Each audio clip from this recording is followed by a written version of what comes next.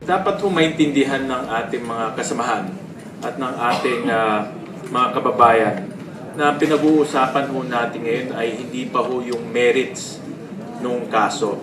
Hindi pa ho natin pinag-uusapan yung kaso mismo ni Vice President Sara Duterte.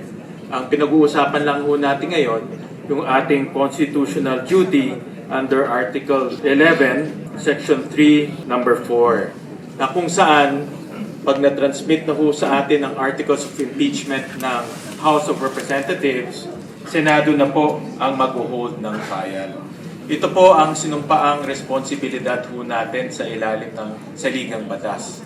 At ito rin po ang sinumpaan na ho nating solemn duty nung tayo po ay naging senador. Dapat ho natin maintindihan na ito rin po ay parte ng proseso ho natin pagdating ho sa accountability. At napakahalaga po ang proseso. Para sa akin, ang proseso ay isang bagay na dapat ho natin sundin dahil ito po ang magpapatibay po ng ating sistema ng demokrasya.